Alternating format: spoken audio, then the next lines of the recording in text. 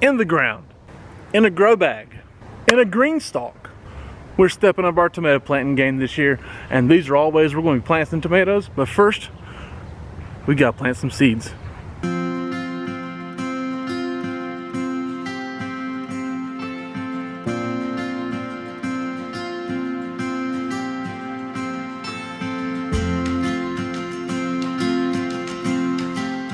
Now, as you can see, I'm not outside or in the house.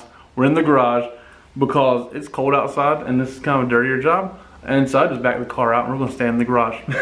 I felt like it's a lot simpler. But so we got here we have our little cups and our dirt set up. Okay. Now with the dirt, if you haven't seen how we start seeds before, then we mixed a good potting mix. Okay, a good light dirt, but nothing extraordinarily light. So we don't use the seed starting mix. We feel like they're too light.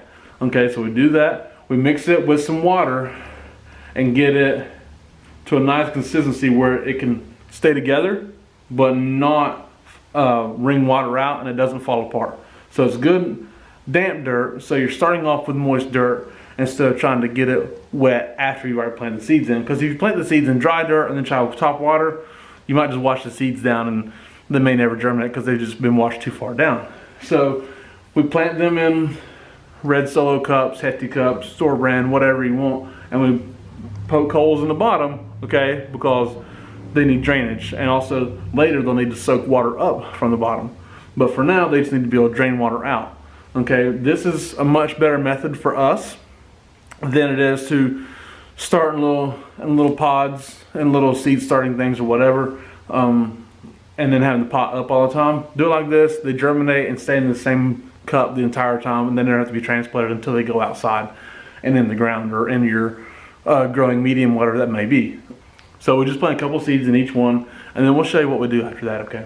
It's also really important to label your cups so that you know what you're planting and where you're planting it, right? Angela has already taken the time to write out the tags and what we're growing and how many cups we're gonna have. And right now we've just wrote the tag out and we've just attached it to the side of the cup because we're going to cover these cups and this is going to get in the way of covering the cup.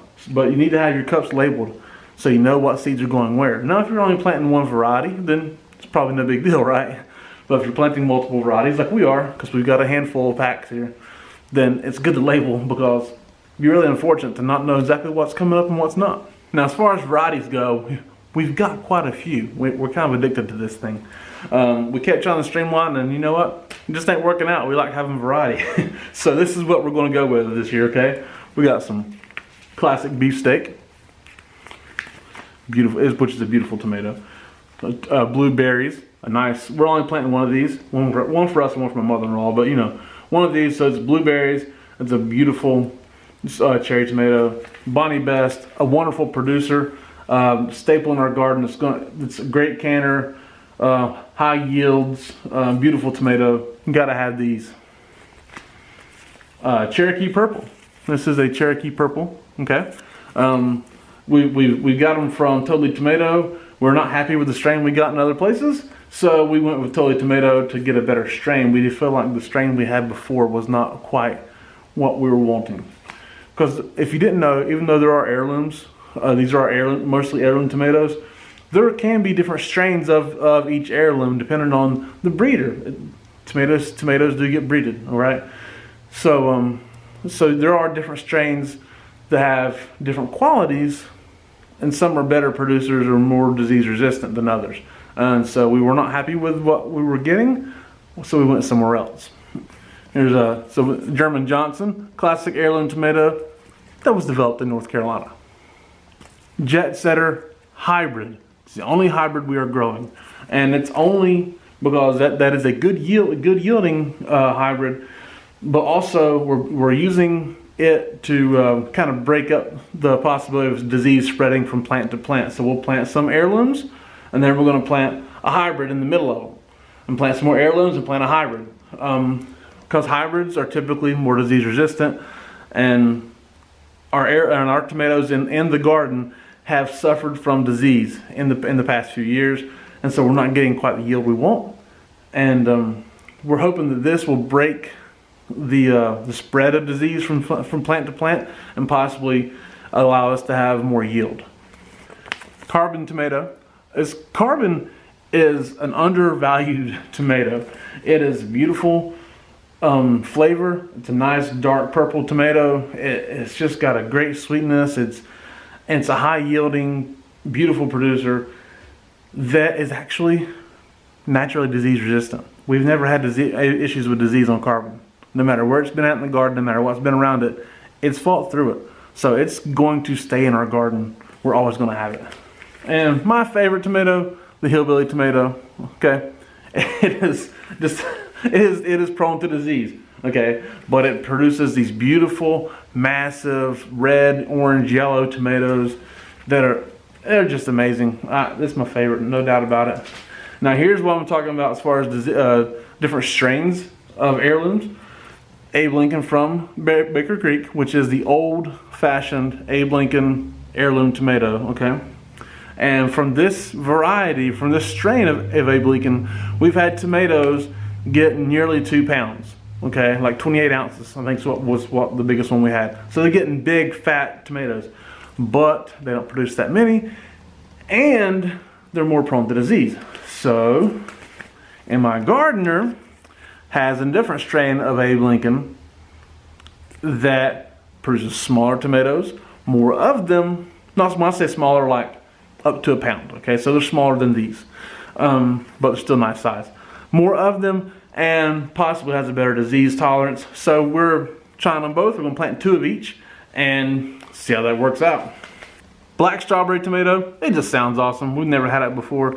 It's a smaller tomato. It looks like more like a saladette, probably a little bigger than a cherry. It says it's 1 ounce fruit, so I'm looking forward to them. They sound awesome.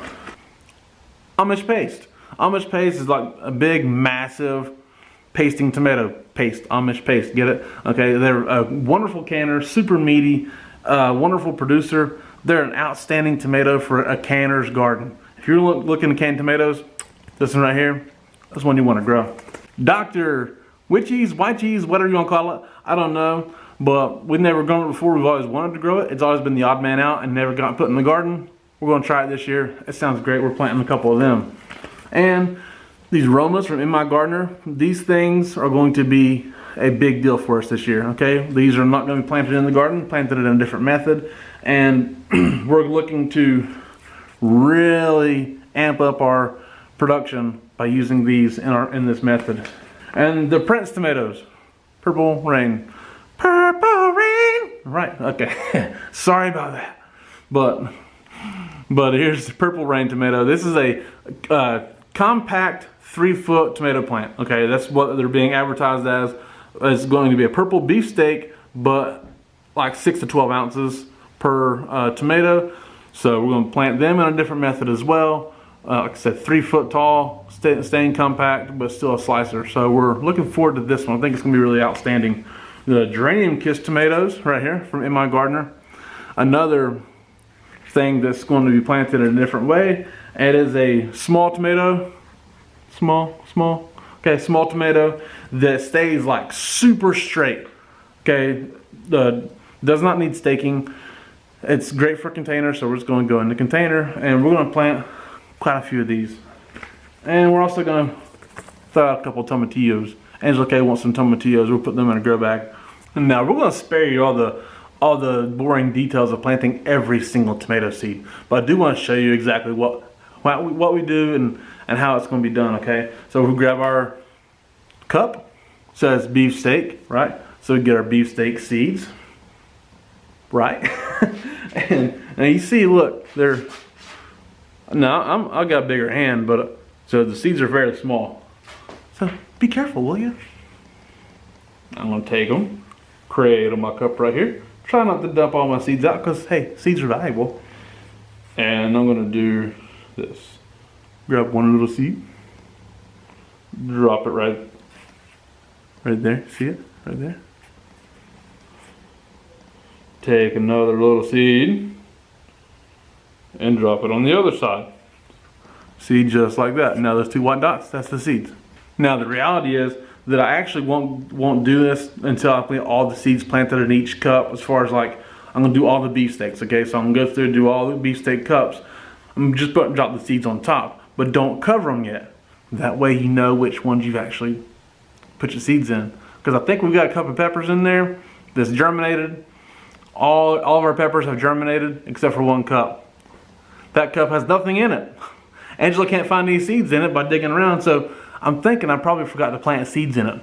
My bad. You know why? Because I didn't do this step right.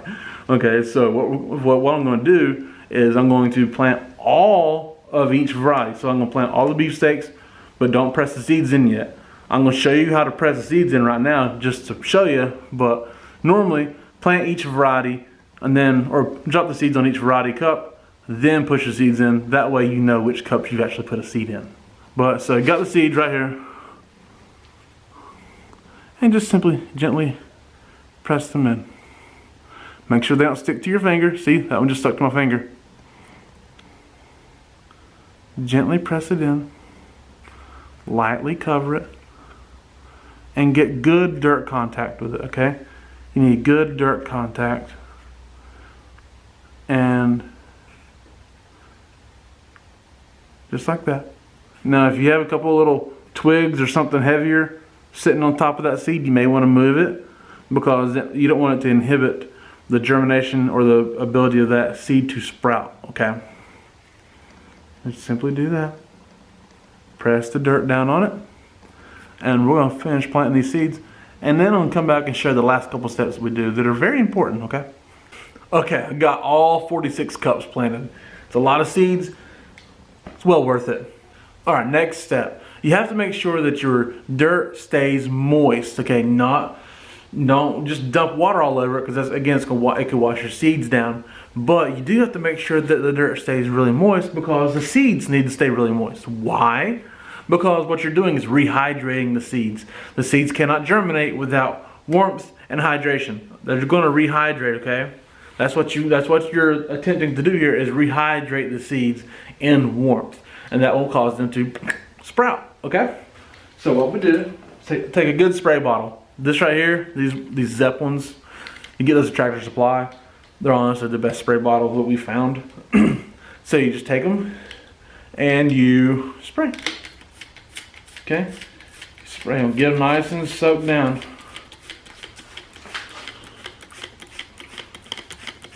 And when it looks really good and moist, put it down to the others. Pretty simple. All right. So I'm gonna sit there and I'm gonna redo it. I'm gonna spray these down real fast.